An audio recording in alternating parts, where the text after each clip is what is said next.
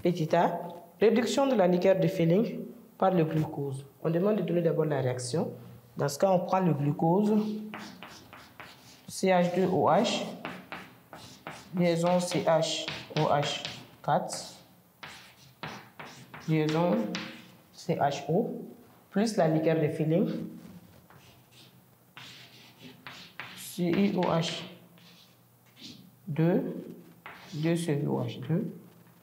Dans ce cas, cela nous donne CH2OH, liaison CHOH4, liaison. Ici, on va voir CO là, on va venir là, on va voir COOH, liaison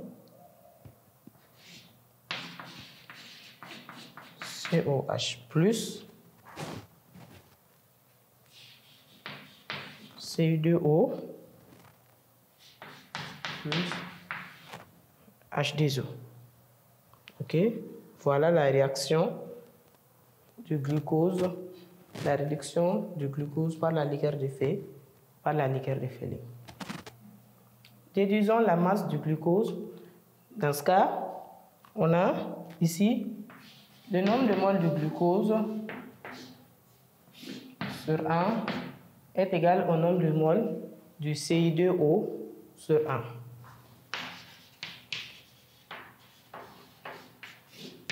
Parce que pour le glucose, le coefficient c'est 1. Pour Ci2O aussi, le coefficient c'est 1. Puisqu'on connaît la masse du Ci2O, dans ce cas, on va chercher le nombre de moles, la masse du glucose à partir de la masse du Ci2O. Dans ce cas, tout le monde est sur 1.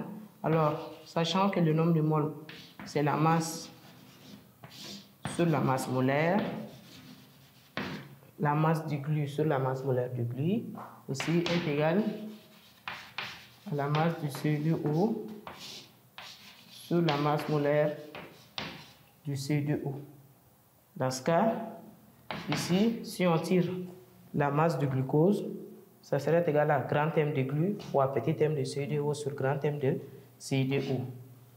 Dans ce cas, M glu, la masse du glucose, ça serait égal à grand M de glu fois M de Ci2O sur grand M de Ci2O. Dans ce cas, la masse du glu, ça serait égal à grand M du glucose, ça fait 180 multiplié par la masse de Ci2O qui fait 0,40 divisé par grand M de Ci2O qui fait 143. Dans ce cas, si on calcule, on a 180 multiplié par 0,40 divisé par 143.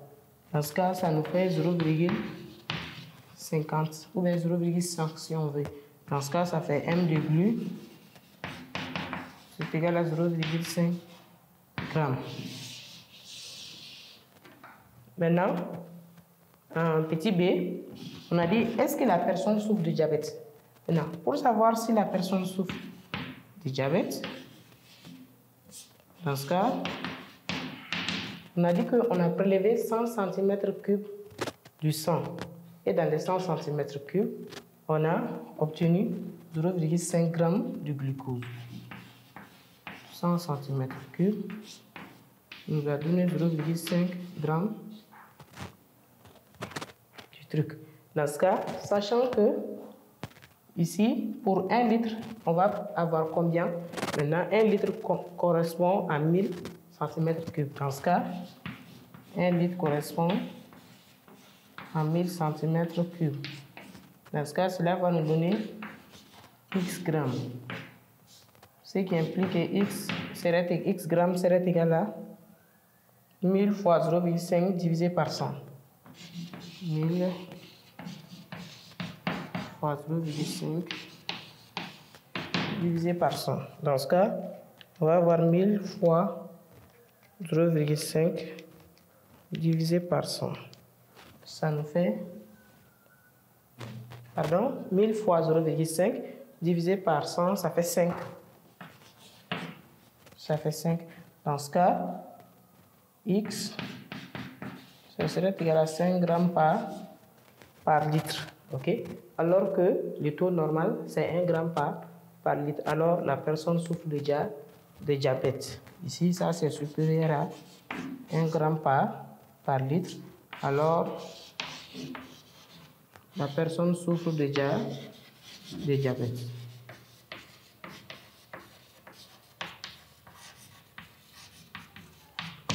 Alors, souffre déjà de diabète. C'est tout pour l'exercice. À la prochaine, Inch'Allah.